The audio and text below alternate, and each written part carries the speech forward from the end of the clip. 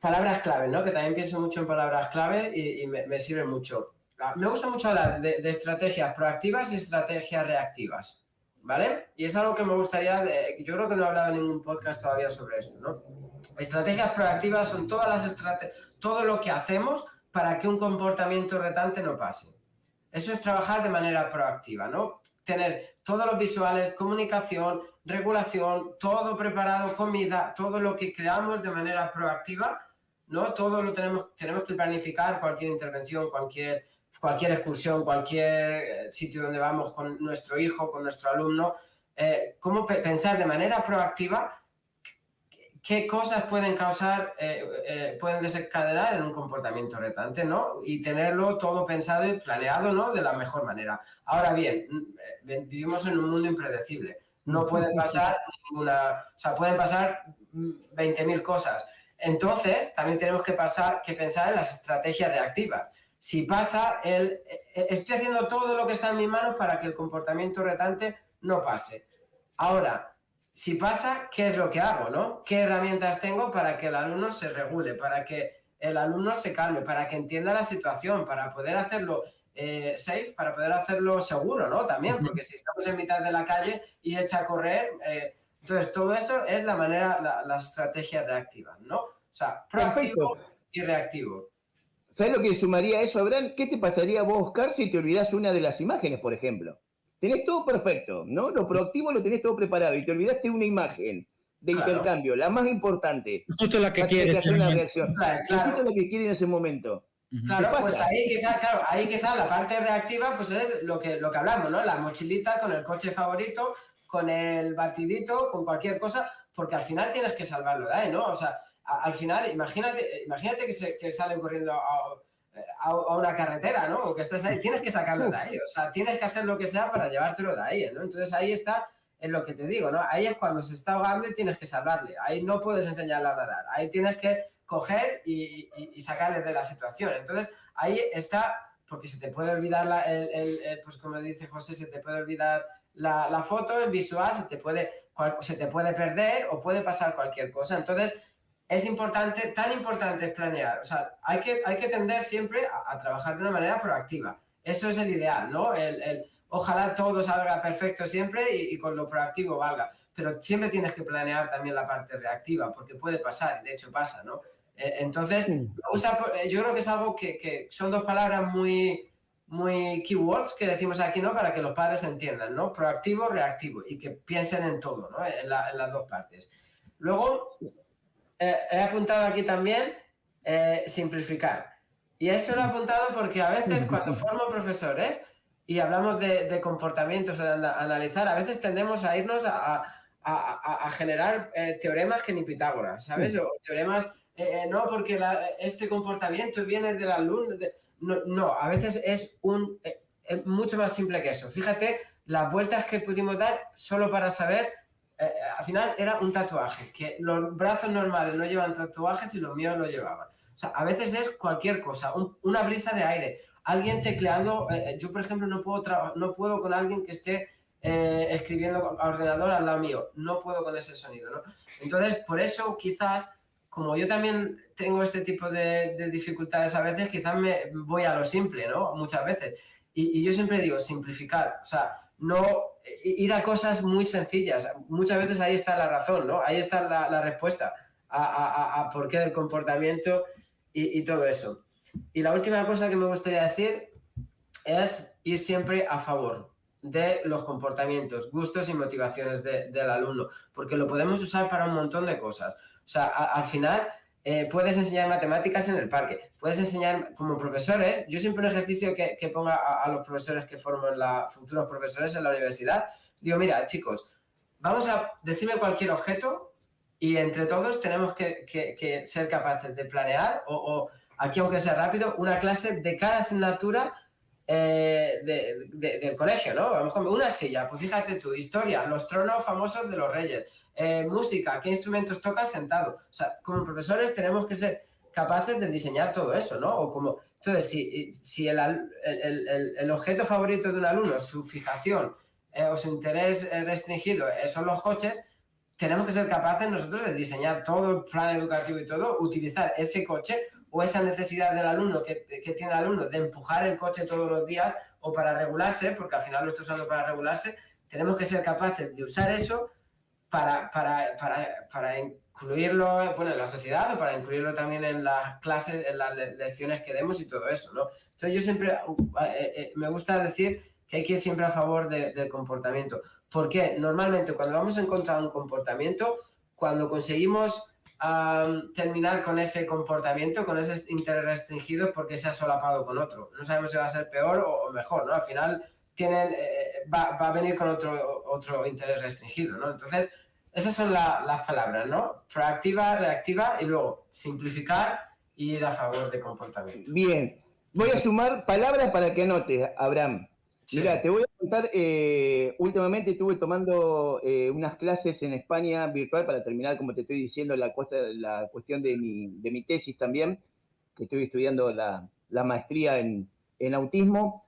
No se está hablando ahora como para un nuevo concepto, como para humanizar todos, ya no más de interés restringido por la palabra restringido, ¿no? Sí, Volvemos a la primera palabra, ¿no? Hay que hablar de intereses especiales o profundos ahora. Sí. Y otra cosa que quiero resaltar a lo que vos decías, Abraham, la persona dentro del espectro autista es un pensador visual, ¿no? Es un pensador visual ante todo. Bien, y con respecto a las clases, que yo me iba riendo mientras vos ibas hablando, no porque me parecía algo tonto o cómico, sino porque yo actúo de la misma forma, pero yo tenía que levantar la autoestima de una alumna. Yo tenía una alumna dentro del espectro autista, a 11 años, le gustaba mucho la materia de ciencias naturales, mucho, ¿no? Y tenía que levantar su autoestima, porque su autoestima estaba un poco baja, ¿no? En el aula no tenía bullying, pero como que la trataban ahí los compañeros, ¿no? Ahí. Entonces yo digo, tengo que hacerla líder positiva, ¿no? Entonces yo digo, bueno, vamos a ver y vamos a hablar sobre los seres vivos y las plantas. Señores, en Argentina que hay bastante. Tengo un patio de casi 20 de largo por 15 de ancho con todo tipo de plantas. ¿Iba a dar la clase adentro de naturales? No, me fui al patio. ¿Qué hice? Una búsqueda del tesoro. ¿Pero de qué? De insectos o animalitos bien chiquititos. ¿Quién lo iba a lograr primero? ¿Quién tiene el hiperfoco? Díganme, ¿quién tiene el hiperfoco? Claro. ¿Quién fue la primera que encontró todos los animalitos que había que pedir? Ella. Yo lo hice escondido, hice trampa a favor de ella, ¿no? Porque encontró la hormiga, sí, la primera. Creo que debe haber tardado 1 minuto para encontrar la hormiga. La hormiga, después un gusanito, después una planta que yo ya sabés que había, después una flor, ¿no? Y a partir de ahí cambió toda su vida, porque la tuvieron mucho más en cuenta. Mire, profesor, María fue la primera en encontrar todo y fue súper rápida. Uy, qué bien, yo me hacía el asombrado, ¿no? Uy, qué bien, sí, vieron que tiene capacidad como todo. Bueno, y entonces ahora no es líder, pero ya no la dejan de lado y apunté a las fortalezas, como decía Abraham. Sí, yo sí, si puedo... bueno, primero, el tema, lo paso muy mal, bueno, Óscar lo sabe, lo paso muy mal al hablar de ciertos términos en castellano, porque, por ejemplo, intereses restringidos y todo eso, a mí me suena fatal. Pero bueno, como es al final cuando se va viniendo la gente, lo que van diciendo, yo de hecho, este año, a los últimos meses, estoy estudiando castellano, estoy estudiando español, en tecnicismo, porque lo estudié todo en inglés, entonces en inglés me sale solo, pero me cuesta un poco en castellano. Yo, mira, en algunos de los podcasts he contado ya. Se quedó pensando todo lo que cuenta. Sí. Oscar, el alumno que tenía con los Pokémon. Te hemos perdido un poco, Abraham. Sí. Que retome. Sí, estabas hablando sobre los intereses restringidos. Y que no se les llama intereses restringidos. Nada, no, bueno, contaba algo similar así a lo que José contaba, ¿no? Ya lo conté en algún podcast. Yo tenía un alumno que era oído perfecto, ¿no? Era un virtuoso de la música, un virtuoso. O sea, yo estudié música de joven y no soy capaz de hacer eso, ¿no? Tocabas 13 notas disonantes o 14 notas disonantes, te sacaba todas. Pero ¿qué pasa? No podía ir a un conservatorio de música porque tenía que sacar la secundaria en matemática y fallaba siempre. bueno, no la sacaba. Entonces había estado en un par de colegios, vino ya a nuestro college y claro, él tenía autismo, entonces todo el mundo, su interés profundo era los Pokémon. Él estaba todo el día hablando de Pokémon y todos los profesores, tienes que parar si quieres aprobar las matemáticas, estás obsesionado. Dije, no, déjame trabajar con él. Entonces yo lo que hice es preparar todo el plan educativo de matemáticas, lo cambié a Pokémon. O sea, me descargué todas las enciclopedias de Pokémon. Me iba a cazar con el Pokémon Go, medíamos parques como si fueran estadios. Todo se lo preparé para Pokémon. Luego al final ya trabajé las habilidades de examen. El último mes ya le dije, vale, pues donde pone aquí pues el ratio de Pokémon de fuego con agua, pues el ratio que te ponga aquí, pues tú ya, ¿sabes? Cambiaba las palabras clave. En vez de Pokémon, pues con parques o con lo que le pusiera. Y el chico aprobó la secundaria de matemáticas con muy buena nota. No es usar, porque claro, es su interés profundo, son los Pokémon, entonces le encantaba matemáticas y lo que yo utilicé ese interés que él tenía pues para hacer algo súper significativo luego para él, ¿no? Y de hecho pude ir al conservatorio y toca genial, es un virtuoso, ¿eh? Pero bueno, es comentar eso. Oscar, bueno, yo lo tomaría para la pregunta tuya, Oscar, eso, y lo tomo plenamente porque yo... no seremos de la misma familia, ¿no? Abraham, no creo, porque no podemos estar tan de acuerdo. Me asusta que estemos tan de acuerdo. Es la primera vez que estoy tan de acuerdo con alguien que habla sobre autismo, pero muy. Sí.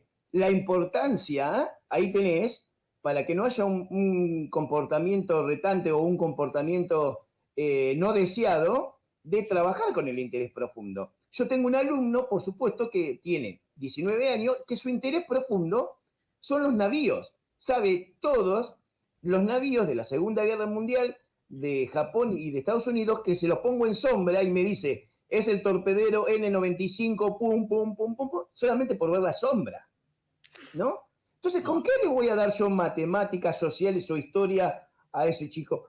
Con los navíos de la Segunda Guerra Mundial, y después nos fuimos a trabajar ecología con los tiburones, y hay en ese océano o en ese mar hay tiburones, o qué otro tipo de algas hay, y esas cuestiones. Empecé por su interés profundo, y después llegamos, no sé, cuál es la capital de Japón, cuáles son las capitales, los países, cuál fue la historia, ¿no? Pero ¿de dónde partí? De su interés. Sí, que si me lo preguntas a mí, esa sería la herramienta pedagógica adecuada para todos. Para todos, sí. A mí, por mi interés profundo... Para el 100%. Mi interés profundo era el fútbol, ¿eh? O sea, yo hasta me sabía las alineaciones de las 5 o 6 ligas más importantes de Europa, de primera, segunda división, de todos los equipos. De hecho, sigo haciendo un montón de cosas con fútbol. Y yo mediante el fútbol, he sido muy autodidacta y he aprendido un montón de cosas, ¿no? He tenido profesores, pues, capitales, no sé qué, todo ese tipo de cosas, ¿no? O sea, al final es que además, incluso pasa, yo he enseñado a escribir a alumnos que a buscar en Google, ¿no? Alumnos que apenas son verbales o que tienen dificultades que no saben escribir, utilizando... Mira, y es algo que me gustaría tocar hoy también, ¿eh? Porque tampoco hemos hablado mucho en los podcasts todavía y bueno, uno de tus libros hablas también de la sexualidad autista y tal, y es una parte también, ¿no? De comportamientos retantes. Puede ser también un motivo, ¿no? Entonces me gustaría... Y yo tengo alumnos, he trabajado mucho con adolescentes y jóvenes adultos. Entonces, pues claro, había Holly Willoughby, que es una showgirl de aquí, ¿no? Una presentadora que es muy, muy guapita y tal. Entonces un alumno estaba asesinando Holly Willoughby, Holly Willoughby, Holly Willoughby, siempre. Y la gente, bueno, que pares, ¿no? Yo lo usaba, ¿no? Siempre al final decía, bueno, primero, claro, con visuales y todo, primero actividad 1, 2, 3 y luego Holly Willoughby. Claro, luego íbamos al ordenador y le ponía Holly Willoughby. Pero claro, te lo pongo 1, 2, 3 veces. Luego, ¿qué voy a hacer como profesor? Digo, ostras, si su motivación es ver Holly Willoughby ahí, el siguiente paso es para mí enseñarle a escribir cómo es Holly Willoughby en buscarlo en el ordenador por su propia cuenta. Ya le estoy enseñando a escribir, a utilizar las palabras. Y de ahí ya vas a escribir su nombre, ¿no? Entonces, utilizar todo eso, algo que es algo adolescente, que es una chica que visualmente pues, le produce todas esas hormonas y es un interés, lo usas para... Es excelente. Estoy plenamente de acuerdo con lo que está diciendo Abraham.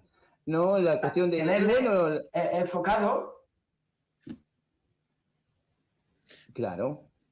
¿No? Pero lo que pasa es que luego parecería que los autistas no pueden enojarse no pueden tener reacciones hormonales, no pueden tener deseos carnales, no pueden tener momentos de tristeza ni de depresión, porque todo los que estamos desde fuera lo vamos a exacerbar, ¿no? Como si ellos no pueden, porque como son autistas, pues ¿cómo van a tener emociones intensas o cómo van a pasar por este tipo de situaciones? O enamorarse, Oscar, o enamorarse. Sí, claro. Yo tengo algunos ebook escritos sobre eso, le he regalado a Abraham. Después, cuando vos me escribas, te voy a hacer algún obsequio de alguno que a vos te puede interesar, ¿no? Y es muy importante hablar absolutamente de todos estos temas. Estoy plenamente de acuerdo con Abraham y me encanta que trabaje así. Ojalá yo algún día me pudiera ir a trabajar donde trabajás vos, Abraham, o trabajar con vos de forma virtual, porque trabajo igual. Señores, es así, no hay otra que trabajar. Chicos, vamos a decir la verdad. No sé vos, Oscar, yo no estoy dentro del espectro autista y yo, ¿de quién me acuerdo? Del profesor o la profesora que fue creativa, no que me aburría, no que me aburría. A mí que, mirá, ustedes son de los games, yo no soy mucho, pero de un juego sí jugué. ¿Son de los games, de jugar juegos? Yo no mucho, no. ¿Se acuerdan un juego viejo de los 2000, por ahí, el Empire, que vos tenías que armar desde una choza a llegar hasta... Age of Empires, sí, a ese sí jugaba. Sí, claro. Bien, yo enseñé Europa, la parte de economía, religión y sociales con ese juego. Claro. ¿Cómo hice yo? No quería ni tratar ese tema. Entonces, en ese tiempo, mirá qué viejo que soy, Dios, cada vez me acuerdo que soy cada vez más viejo. Íbamos en mi pueblito, que es muy chiquitito, y es un pueblito muy conservador, íbamos a lo que se denominaba locutorio, que era un locutorio donde había lugares para teléfono y computadoras, muchas computadoras, donde vos pagabas por tiempo, ¿no? No sé cómo se le llamaban allá. ¿Café internet o laboratorio de cómputo? Bueno, íbamos a los laboratorios de cómputo. Yo le pagaba al hombre y decía, yo te voy a hacer publicidad si vos me dejas de venir con los chicos. Entonces, yo le ponía que uno era teutón, otro era español, otro era griego, otro era romano, todo así. Bueno, ¿ustedes quieren jugar a esto? Sí, profe, sí, queremos. Bien, pero vos me estudiás para mañana cuál es la sociedad, la economía, la religión, y me tenés que hacer un escrito del país que a vos te toca. Y que algo, todos se sacaron 9 o 10. No hubo uno que no haya aprobado. Claro. Decía, profe, otro, me pedían, ¿no? Y tuvieron todos buenas notas. No desaprobé ninguno. Y los demás profesores o los papás decían, ¿cómo avanzó tanto en la historia? ¿Cómo hizo usted, profesor? Trabajé con el interés de ellos. Punto. No hay otra. No, aparte, vamos, era un juego que aparte lo reforzaba. Sí. Era un juego que aparte lo reforzaba. Pero yo sí les quiero retomar un poquito el tema.